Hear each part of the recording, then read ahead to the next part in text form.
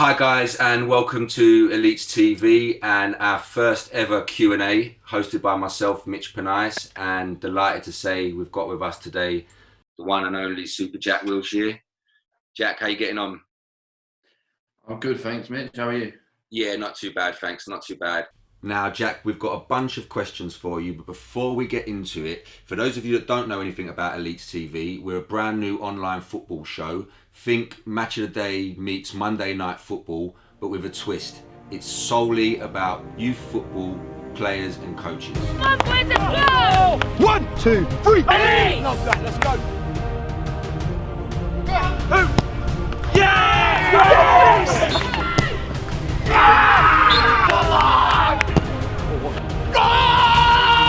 Oh, he's done me on. Come on, boys, urgency!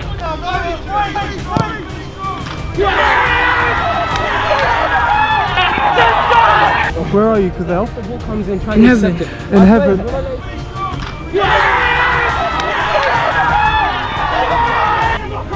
Relax! Oh, he's only gonna done it. He's only gonna done it. I don't lose, you see it?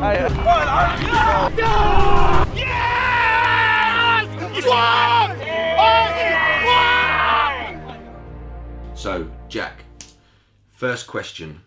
It's well known that you was picked up by Arsenal at such a young age. But what's your very earliest memories of football and what role did football play in your life? Well, I started really early. I remember playing for a local team called Nebworth when I was 4. I played up a year. Like they didn't want to take. I mean, you can train as like, there's always a training group at that age, but they didn't want me. They didn't allow me to play in the games. But then they saw that I was pretty good at that age, and they allowed me to play up a year, which I loved. You know, training is one thing, and being with your mates, but once you get into that game environment, like, I just fell in love with it. Completely fell in love with it, and then I went through a few local teams. Then I played for a team called Bulldog, where we've got one of our centres. I actually used to play at Knights Templar School. And then I left and went to Letchworth, where eventually I got picked up by Cambridge. And I was training at Cambridge, and then Luton was a big club back then. Luton were in Division 1 like they are now, I think. And went from there. I played a few games with Luton against like foreign teams, good teams, and I loved it. I felt like a proper footballer, do you know what I mean? And then we played against Barnet, like a friendly game, and the ref was actually the scout for Arsenal. And he told me to come along, and I was 9 at the time. And I had a big decision to make. I was playing locally at Luton. I lived 15, 20 minutes away from Luton. It was easy for me.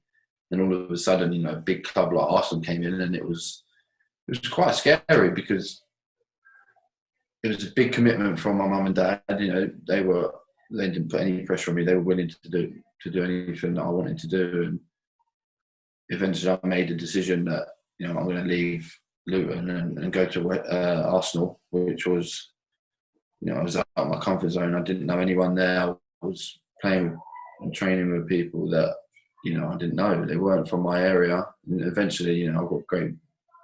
We become good friends. We grew up together, and they still are my mates. But yeah, that time, and in terms of like me, who I supported and who I went to watch, I remember my first game.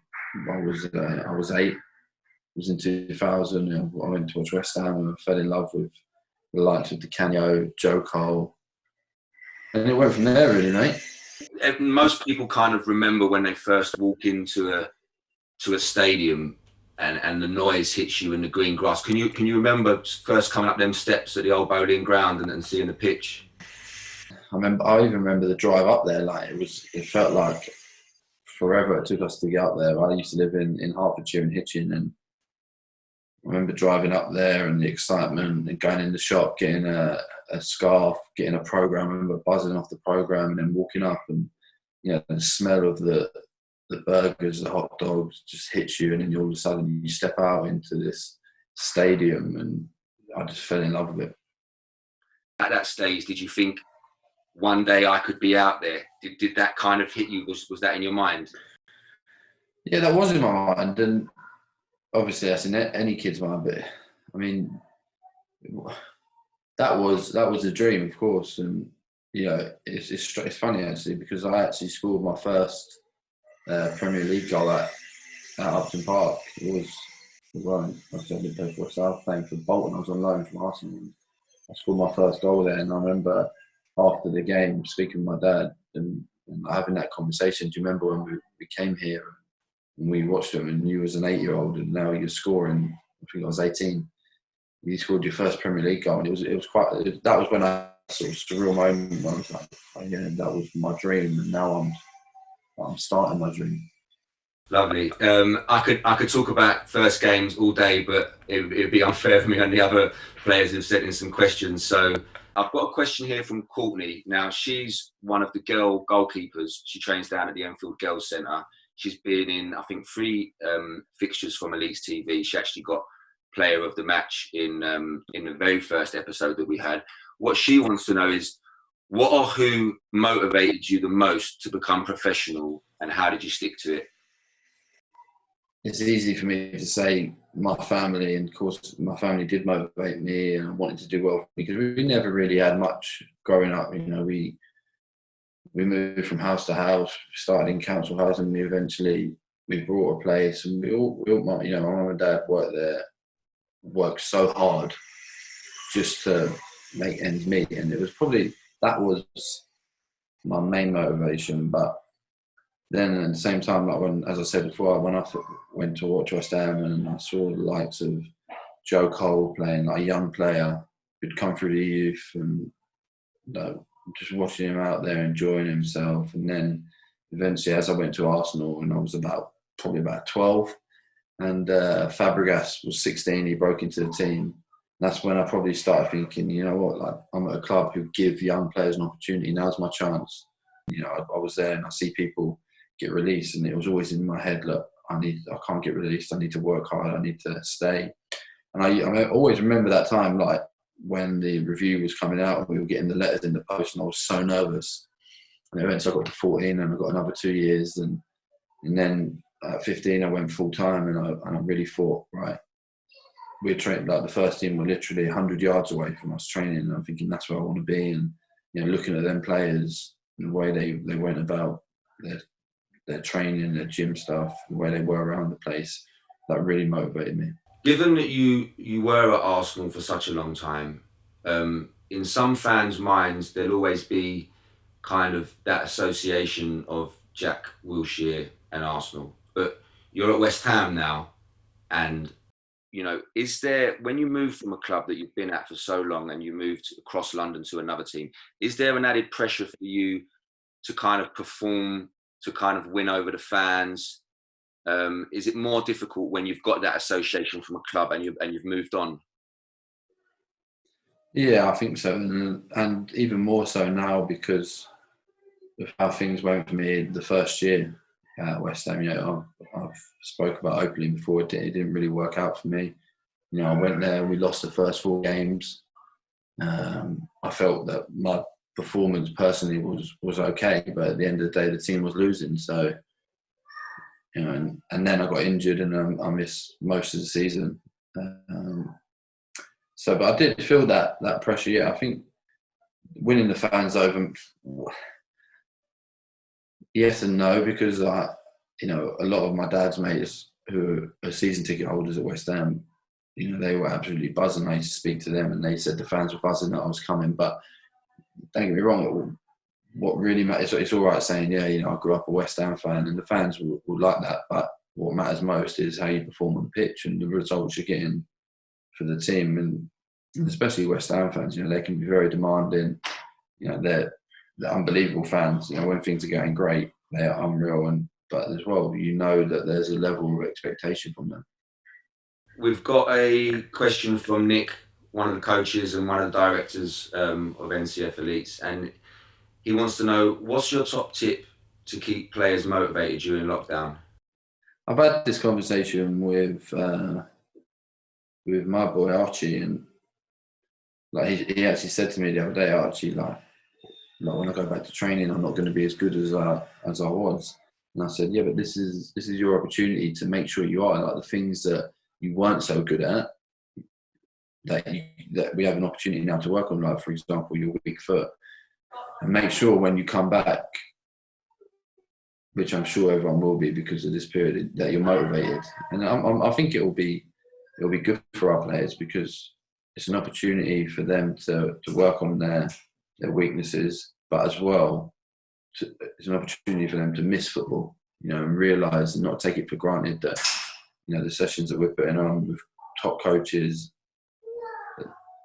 that is really their chance to improve. And then obviously they play for other teams. We want to take that into the match day situations, and eventually we're going to have games as well against academies when it's safe to go back. So, work on the things you can and stay healthy. So there's been a discussion going on about how maybe the rest of the Premier League season and some other European top flight season campaigns might have to be played behind closed doors for safety issues, which if that's what they suggest, then I think we have to be as safe as possible. How much do you think fans bring to the spectacle of a football match, and how much would they be missed? Especially for some, to be honest with you, Mitch, I don't think it will be fair on some teams because a lot of teams are stronger at home because of their fans. Like West Ham, I think definitely when everything's going well and the fans are behind us, it makes a massive difference. It's the intimidation from the fans and how loud they are, and so it'll be a challenge. But at the same time, as you said, if that's the case, then if that's what it takes to get the season finished, I definitely think the season should be finished. Then we're going to have to do it, and we're going to have to face that challenge as and when it comes, and be ready for it. We can't use that as an excuse. We're in a position now, West Ham, where we're in a difficult position because we're in a relegation battle against maybe 3 or 4 teams on the same points with a lot of games to go. So it's still a good opportunity for us, but at the same time, and the fans would and could have helped in that situation, but it is what it is, and we'll have to do it when it comes. As a player, do you really believe in that the fans, that either having them behind you can help you to push on in a game, or having them against you can really lift the other team? Is that such a thing, yeah? Yeah, no, 100%. I've played in games where the fans, you could feel the fans getting behind you and pushing you on. And I played in games where we're losing, and we get one goal. I remember one game ago for us, and we were playing against Man City. And Man City were the best team in the league; they won everything, and we were playing quite well, but we weren't 1-0 down. And then we started the second half, and I remember I scored, and we didn't deserve to be 1-0, but it was 1-0, and the fans really got behind us, and then out of nowhere we scored again. So there's been so many examples like that. Actually, one of the players has asked about stadiums. Okay, so Thomas, who's one of the goalies at the Letchworth Centre, and he's been on ElitesTV, and he was player of the match in the second episode. Very, very good goalkeeper. He wants to know what's the favourite ground that you played at. You know what? You're probably not going to believe me, but one of them was White Hart Lane. Just because, the whole build-up to the game.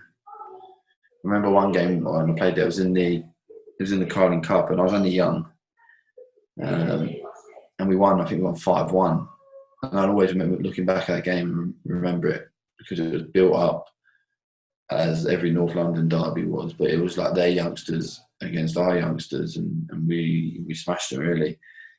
And then I played in games there where it was closer and the atmosphere was unbelievable. And then another one that stands out is the Nou Camp as well. When we beat them at home, and then the second leg, I remember running out for the warm-up of that stadium and thinking, oh my God, this is some stadium, mate. It was massive. It just felt like it went on and on. And they filled it as well. The atmosphere was unreal. It was a close game as well, which made it even more of a better atmosphere. And yeah, probably the Nou Camp is the one that stands out. I was lucky enough to go with my brother to the Nou Camp to watch Arsenal Barcelona I think 2 seasons ago now. It was a 3-1 loss, but they put the away fans right Up in the odds, yeah. and you're there, and I mean it was raining, it was heavy rain, and we was in it, and it was just like, it was almost like some biblical stadium, being in like ancient Rome or something, looking down, and the players looked so far away, but you thought this is their home ground, what they get to enjoy every week. It was amazing. Yeah, some stadium. Yeah, and White Hart Lane as well. I mean, I go. I haven't been since they've rebuilt it, but the old stadium I went quite a few times, and obviously you've got that kind of. You're not liked, put it that way, particularly as the fans, as you're going down that road and you're coming down Tottenham High Street up to the stand, and you can feel it, and you can feel it in the air. I mean, as a fan, I love it. I love that. Yeah. We're the minority, and the whole stadium's. Yeah, that's what football is all about, isn't it? I mean, as long as it's safe and there's no fighting, there's nothing wrong with like a little bit of hostility. That's just the way football is, especially between, likes of Tottenham and Arsenal. That's just the way it is, and it wouldn't be the same football if it wasn't like that. No, and I mean, do you think that you can gain actually extra motivation when you are an Arsenal player or an away team in a stadium and it's a massive derby and 90% of the stadium is against you? Because some players must shirk away from that, but some players must kind of love that, and actually it gives them even more motivation. What kind of camp did you fall into? Yeah, no, I used to love that.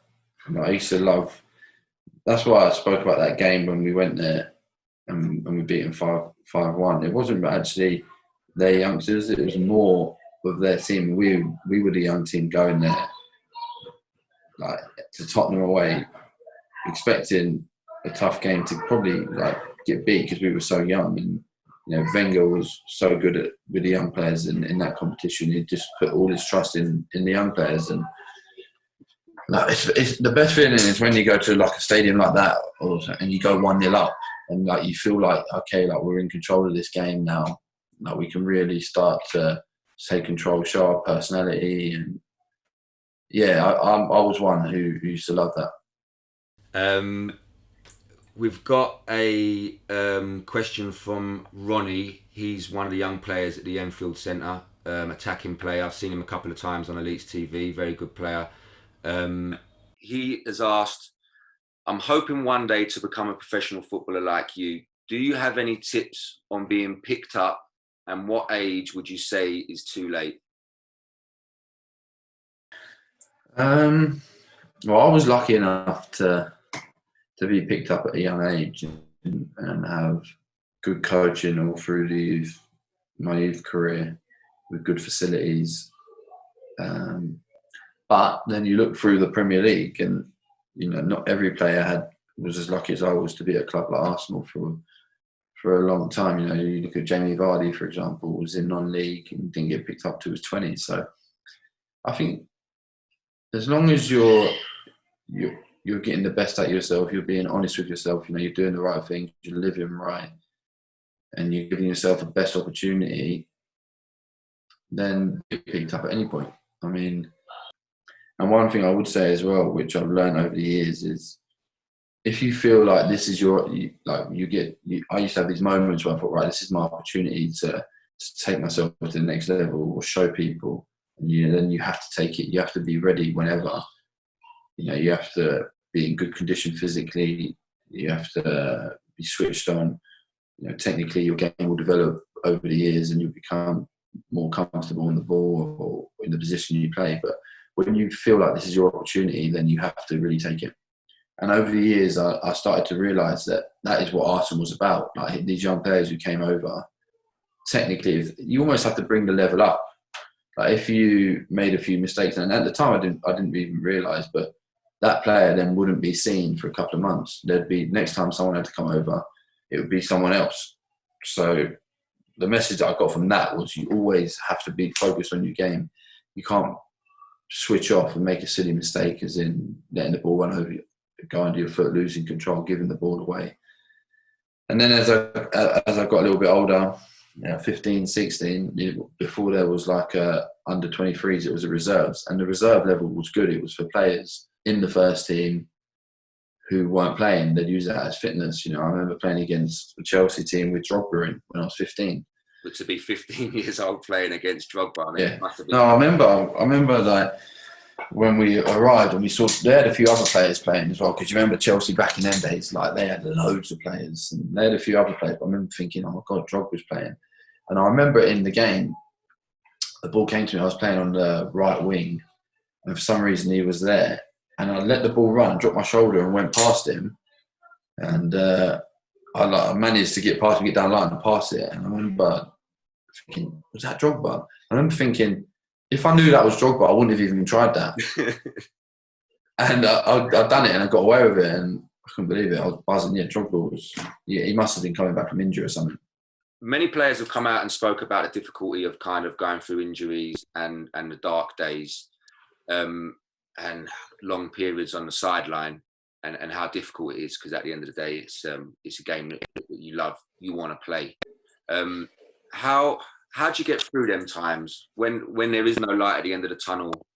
How do you keep your mindset to keep going, to keep training, to keep with the rehab, to not spiral, which could happen because it must be so difficult? Yeah, I think if one thing out of all these injuries helped me is that I know how hard it is to get back. So I know there's no cutting corners when it comes to rehab. You have to do everything. But in terms of like when there's no light at the end of the tunnel and mentally you're really questioning things. What keeps me going, and I don't know what it's like for anyone else, but it's just the love of the game. Like the feeling you get when you're running out there and you're playing in front of 60,000 and you're with your teammates every day training. And as well, another thing which is difficult is the perception people get of you. They think, oh, he's injured again. Like, but it don't really matter. He's got a nice house. He's got a lot of money. But at that point, that don't go through your head. That doesn't help things one bit. Like all you want to do is do your job, play football. And come home and Archie will say, "Oh, come down, let's go play football." And I say, "Oh, mate, I can't. I've got a sore groin, or no, I can't do that. Not today." That's tough, And people don't see that, and we are blessed, and I'm blessed to have the job that's given me all that I have, and the job that I love. But at the same time, when you're injured, it grinds you down, and especially with the amount of injuries I've had, it really grinds you down. I spoke about my injury last year. That was one I've had mentally, because I joined a new team and there was all this expectation. I finally decided to leave Arsenal. It was the right time. I wanted a new start. I wanted to go to a club where I was going to be one of the main players and feel important. And I had that at the start. I had a good pre-season. Okay, we started the season. We lost the first 4 games, but I felt like my performance was getting better and better, and I was really getting my confidence back and feeling part of it. And then all of a sudden, bang, I had to have surgery, and I missed 5-6 months of the season. And at a new club where I hadn't really found my feet yet, and I didn't really feel part of it, that was tough. Do you think some fans maybe sometimes forget that you played football way before you earned the money. You played football way before you was on the telly. You take away the football, and that's a big problem for you. Mm. Yeah, I think some fans do forget that, and because at the end of the day, 99% of footballers are them guys. If we weren't players, we'd be them fans. We'd be going there watching it because we love the game that much. We're just fortunate enough that it worked out for us, and we worked hard, and we became professional footballers. But we're all fans of the game. Get a chance to play in front of all fans, and then it's taken away from you. It's mentally tough. But is there moments where you just kind of get a little, wow, I'm actually here, or you pinch yourself, wow, look where I am, and look how lucky I am to be here, and what I've worked for, and I've achieved it? Definitely, as you're walking out, I have them moments a lot. I remember walking out from my first home game at West Ham, with the bubbles going and the song playing, and I'm thinking, I used to come here as a kid and watch these players walk out and play, and now I am actually one of them walking out. And I remember my first time I captained Arsenal, and I remember in the dressing room, Arsene saying to me, you're captain tonight. And I was like, obviously trying to play cool. I was like, oh, yeah, nice, thanks. And then I walked back to my place, and I was thinking, what does the captain even do in terms of like before the game? Because they have to go and meet the ref. Then you have to do the handshake, the coin toss, and I'm thinking, like, I don't know when that is. Do I walk out and then like go over there? But I do remember that moment of walking out with the armband on, and it was at Stamford Bridge, and we won, which was nice. But I'm thinking, you know what, this is like what I dreamt of as a kid, and now I'm living it. It was special. Lovely, lovely, great. We've got a question from Mason, who's one of the coaches over at NCF Elites. I like this question actually. He says, is there a specific game in your career where you walked off having learnt a valuable lesson? I think it was my debut when I was 16 against Sheffield United in the Carling Cup, and we'd won 6-0, and I scored. And Sheffield United had a team of experienced players. They were in the Premier League, like real experience. Remember Chris Morgan, centre half, massive guy. Yeah. And I remember sort of having a little bit of verbals with him in the game, and then he came to smash me, and I nicked it past him, and I was like, "See ya." And I remember him saying to me, "If you do that again, I'm gonna swearing break your legs." And the ref was right there, and I remember looking at the ref and thinking, "Ref, like, he can't say that." And I went to the ref, and he went, "I wouldn't do that again if I was you." And I remember like thinking, Jesus. And then after the game, he was brilliant actually. He came over to me and he was like, "Listen, you're a top player, you're going to go to the top, but you have to know that there are players in this league that just won't have that. Like, we're fighting for our lives. They won't have that." And he wished me good luck, but that was a valuable lesson as well. As a player, people would say part of your game is kind of being able to physically compete on the pitch and a desire to win the ball, controlled aggression when you play. How important is that for young players who could have bundles of technique to be able to impose themselves physically on a game, and for a coach to see a player and think, I know I can rely on this player to battle when the game gets a little bit tough? I think that side is almost more important than the other side, because managers do look for that type of player. You look across the leagues, there's always one player in the team that is so good at doing that, and he gets his name on the team sheet because he's so good at doing that and winning the ball back. And I think even more so now, even from when I was coming through, I think that side of the game is so important. Like, you look at the top teams with like your Cities, your Liverpools, like how quick they are. And you think of their so-called technical players, like your Bernardo Silvas, your David Silvas, your Salah, how quick they are when they lose the ball. That's almost where they win the game. When you lose it, you have to be ready to win it back straight away and hurt the opposition. And there's always space for a player like that in the team. And that is like, I look at some players in the league and through the years and think they've made careers out of being that player who's won the ball back and put their foot in and organising their team. And so that is definitely an important role, yeah. Got a question from Connor, who's one of the coaches at NCF Elites as well. And his question is, if you could relive one match in your career, which match would it be and why? Probably be the second leg against Barcelona, because we beat them at home. They were by far the best team in Europe at that stage. They were dominating. They had Pep as their manager, and then we had this confidence going over there because I know they had an away goal, but we went 2-0 down, so it was 3-2 to them, and then we scored. We scored to make it 3-3 on aggregate. It was an own goal. And I remember thinking, God, we've got a chance here. Like, we're playing against Barcelona. We've got a chance to knock them out. Then they scored again. And then we started, like, Van Persie he never should have got sent off. He kicked the ball away. I think it was like 1 second after the ref blew his whistle. We couldn't hear a thing in that. You've been to that stadium, and you can't hear a thing. Like I remember and he got sent off. Van Persie was doing that to the Yeah. couldn't hear like the crowd and that. Yeah, we couldn't believe it. He got a second booking, he was off, and then you're thinking, oh God, like we're sitting in, and you don't want to have one less player against was them because they could pass you to death. Then I remember we broke away at the end, and Bentner had a chance. And I remember thinking after the game, you know what, if he'd have scored that, we'd have got through on away goals.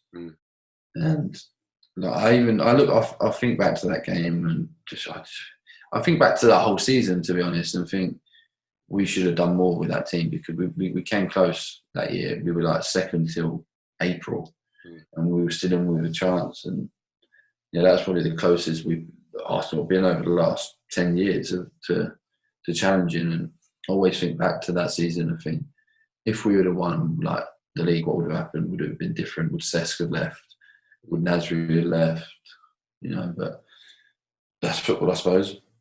I've got a question from Jamie Kemp from Letchworth. He says, I'm gutted that Gothia was cancelled. The Gothia Youth Cup we've just heard has been cancelled. I was over there last year with the NCF Elites. Brilliant experience to be part of. He's asked, what advice would you give to me if you were 10 again? Mine probably would be enjoy it more. I used to put a lot of pressure on myself. And that, when I mentioned before about the 2-year rolling contracts, because I used to build myself up to that, like to make sure that I was going to get kept on. So it'd probably be enjoy it more. This is probably a question you get asked quite a lot. Owen I think he's from the Letchworth Centre, actually. I don't know Owen too well, but I'm pretty sure he's one of the players at the Letchworth Centre. He says, would you ever go back to the Gunners?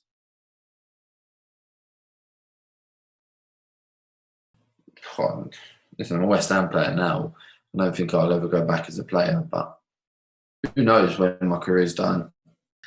So I think that as a player, I don't think so, but maybe one day in the future is something else. Just going on from that, how did it come about that you got involved in the NCF Elites? My last year at Arsenal, I came back from Bournemouth. I was injured. I got told I could leave if something come up, but nothing really came up that interested me. So I thought to myself, you know what? I've got a manager who's honest with me. He was the one who said you could leave. But I thought to myself, you know what? I could get in this team if I stayed fit. But anyway, during that period of my rehab and that team, I wasn't in the team. It was probably about 3 months from pre-season to maybe October, November. I came back from injury. I was just training, playing with the under-23s, just training. And I sat down with my missus and I was thinking, you know what can I do like to help me not get as bored, to help me focus, something on football. And then I remember Per, and he said he's going to start doing his GA for B. Do I want to do it with him? And I was like, 100% I'll do it with you. So it was probably about a 10-week period where we, after training twice a week, we'd go to Hale End. The Elites have been there to play. That's where the Arsenal youth play. And for the first sort of 6 weeks, 7 weeks, we were in the classroom, like learning, talking about football, and I enjoyed it. Like we literally just sat there talking about different ways, different philosophies, and then we got out on the pitch and started coaching. So that like excited me, and I got the bug. And then Paul Johnson, one of the directors, asked me to come down. He's just started this new thing. Could I come down and meet the players? And I went down there and I liked what I saw. And then I spoke with Nick and I spoke with Jono, and their plan was to expand it. They wanted to move to Hertfordshire, which is where I'm from. Where my boy's from, wanted to get my boy involved. And as well, like when I met the coaches and their enthusiasm, and their like, coaches are a massive part of it for us because they give their ideas, and it's all right. Me, Nick, and Paul, and like I don't have the opportunity as much as I'd like to be involved. I'd like to come down more and get involved in coaching, but with my job and that, I can't. And then Nick obviously has to sort of oversee it all. Jono is always injured, No, I'm joking. Jono does his best but it's hard for them. So we rely on our coaches and the enthusiasm and for the growth of the players and the whole company, and they have been doing so much work like that they don't have to do. They don't have to do it, but because they have the same hunger and appetite for coaching as we do, they do it, and we are like so thankful to them for that. And the players should realise that these coaches actually care about them, and I think that is one thing that makes the Elites different. Like, and is it kind of nice for you to be a part of that, because it's football kind of being around the lads and that kind of changing room spirit and that togetherness? Is that obviously something that complements what you have as a professional footballer outside of it as well? Yeah, definitely. And that's like we're all like mates now, which is, if you had told me in 6 months ago, a year ago, that you're going to be part of a football academy and all these coaches you're going to get new friends, you're going to get to know them and sort of try and grow a business with them, and I'd be like, no chance. But we're all mates, we all get on, we all got on the group chat that they give me as much stick as I give them, and I enjoy it, and I like being around people like that who like to have a laugh but know when the time to work is, and they are exactly that. With ElitesTV, obviously each coach from across the different centres of NCF Elites are playing against each other in a knockout tournament, and then there will be a final. The final two coaches will go head to head. The winner of that, the coach who wins that, will then go and face off against yourself. Is there any coaches that you're wary of, or any that you'd like to come up against, or how are you preparing yourself for that kind of experience of being on the sideline? I've watched it, and I'd like to beat Faddy. He was obviously beat Ross, and he enjoyed it. You could tell he enjoyed it, and I'd like to play Faddy and beat him, but as well Terry as well. I'd love to beat Terry. Terry gives me a lot of banter on the group, and I haven't seen it, but I've heard he's been talking about me in one of the episodes. So I like this. Listen, they're both good coaches, but I'm going to say they're coming up against another level now. Like, I'm taking it serious. Listen, I don't want to lose. And when there's a lot of pressure and there's a lot of build up to a game, you want the players to feel that build up and get them going that way. And Faddy did that well. Poor Ross didn't know what hit him. So I don't know. It'd be interesting. I'd like to beat Faddy. All right, so I've got a question from Billy. Billy, top player. He plays down at Enfield, scored a hat-trick in the second episode of ElitesTV. He's also very vocal off the pitch, half-time team talks, motivating players. He's a joy to have down. He asked, what's the biggest difficulty you faced coming through as a player, and how did you overcome it? Probably the pressure I used to put on myself to make sure that I was not going to get let go. Just because I had mates there, grew up with a few, and then all of a sudden they were told, right, thank you, you can leave. And I didn't want to have that feeling. Like, that used to scare the life out of me. I wanted to be part of it. And obviously I knew as well that I didn't think like this at the time, but there was other ways of getting to where I wanted to be. But I wanted to play at Arsenal, and for me that was like the be all end all. I wanted to break through into the team. I knew that I could do it, and it was going to be down to me, like whether I put in enough work, whether I dedicated myself enough. A question from Nathaniel. He's from Enfield as well. He's too young to play on ElitesTV, but I spent a bit of time with him in Gothia last summer. Very, very good player, very tidy technical player, lovely temperament on the pitch as well. He's asked, what is the game that gets you pumped up the most? Probably Tottenham. Even though when I played at Arsenal, 100%, Tottenham, that's the one that we always looked at when the fixtures came out. Even the fans, we always knew, we always felt like there was a different atmosphere in the stadium in them games. But it's even the same at West Ham. There seems to be a rivalry between West Ham and Tottenham. And I've just come back from injury last year when we played at their new stadium, and we beat them. We beat them 1-0. It was the first team to win there. And I remember after the game, like the lads were just buzzing, and it's just like, I think that game, any London derby, but West Ham Tottenham and West Ham Arsenal, it seems to be like a rivalry on and off the pitch that you don't feel in any other game. And last question from the players is from Ali. He played in episode 3, which is not out yet, in episode 4. Very, very strong player from Enfield.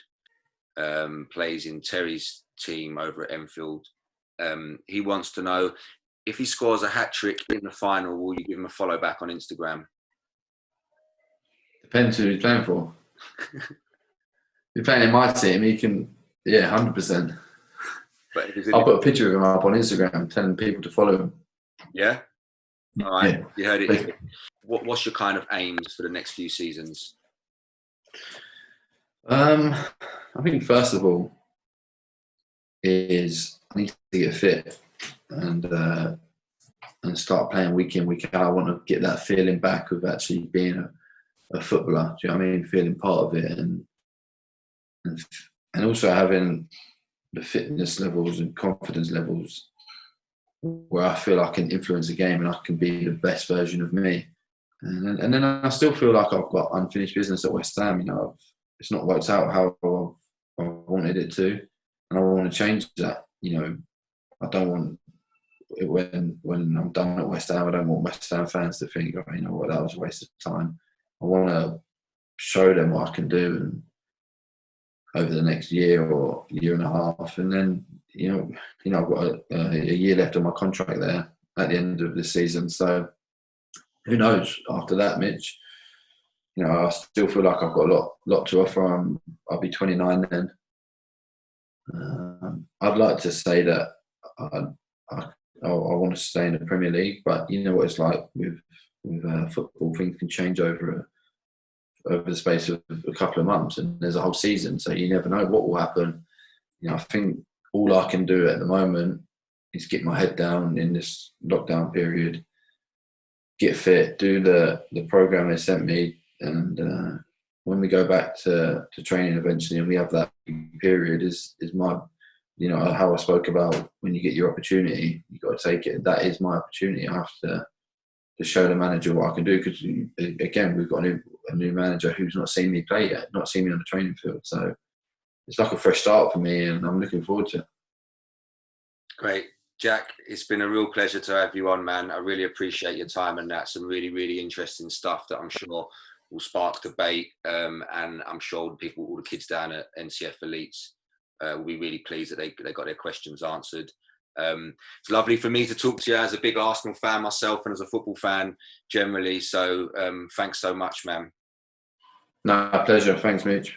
Good luck with whatever's coming up and getting back to fitness. I hope you get through this period okay, and when you return, you're stronger than ever. And I really wish you all the luck in the world. Thanks, Mitch. Cheers, mate. Stay safe. Thanks, mate. And you. Nice one. And there you have it. First ever Q&A with Jack Wilshere. Really, really enjoyed that. There's going to be plenty more to come. As we said, we're a football channel. Youth football players, coaches. We've got tournaments going on. So come check us out. We're ElitesTV, YouTube, Facebook, Instagram and LinkedIn. Q&As, matches, all sorts going on down there. Come check us out. Thanks, guys. See you next time. Hey, just shuffle. Come! 3, 1, go! Oh, what a pass! Oh, the penalty, thank you! Don't touch the ball! Kieran, just running 1,000,000%.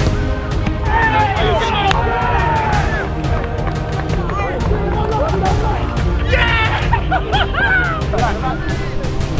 Front and who's sitting back, and it's a goal!